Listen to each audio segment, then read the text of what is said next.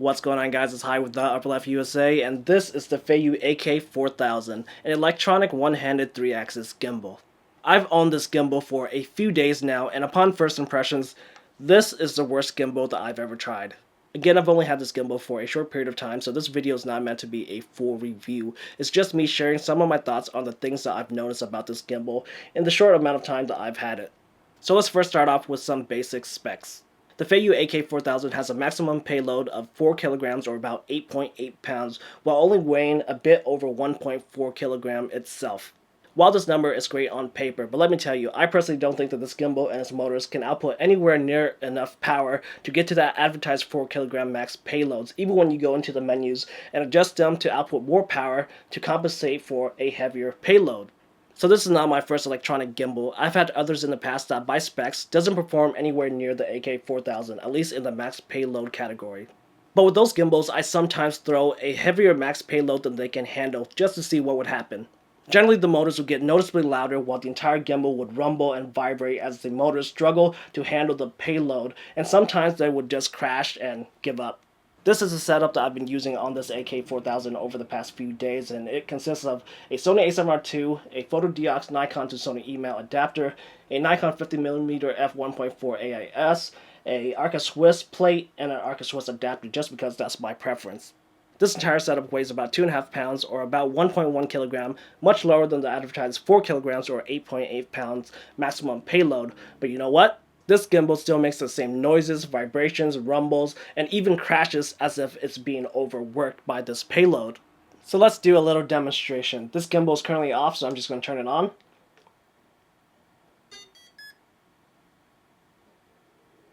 So I haven't exactly figured out what really makes this gimbal tick. So I'm just going to play around with it, keep recording, and cut pieces to try to show you what I'm talking about.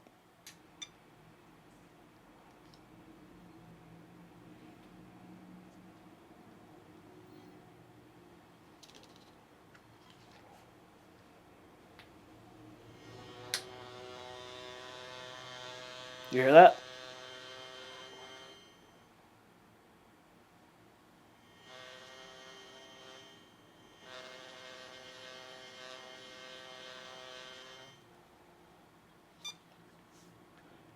It periodically does that beeping noise too. I'm not sure what that means, but it definitely doesn't like this motion.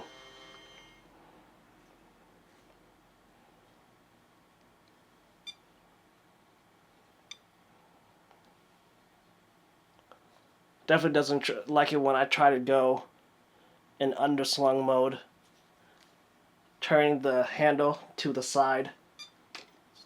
There it goes. There it goes. Just crashed.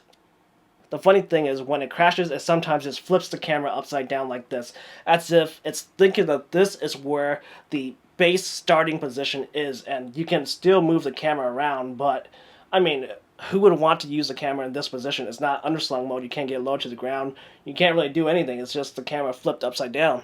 So like I said, I haven't really figured out what really makes this gimbal tick or what it doesn't like, because it seems like every time I turn it on, it's something different, a different motion that it really doesn't like. Sometimes, even when you're just pointing the camera straight up, it just goes crazy, and others, it doesn't. It's weird, it's just on and off these little ticks that it has, and I have really no idea what is going on with this gimbal.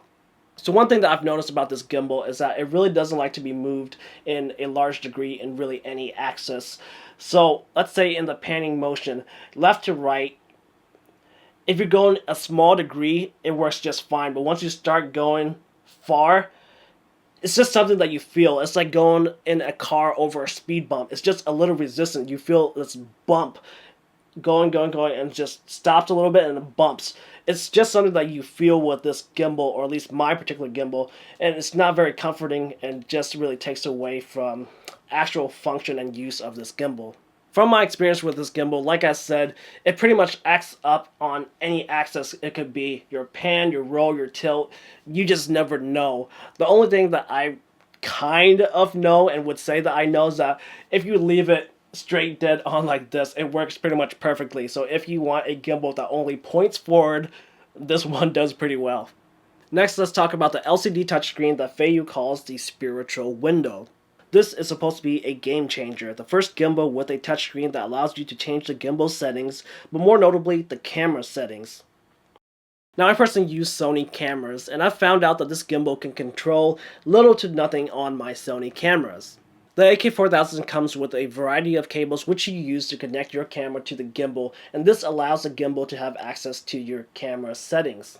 Check out this Sony cable. Not too short that you can't use it, but short enough for me to complain about it.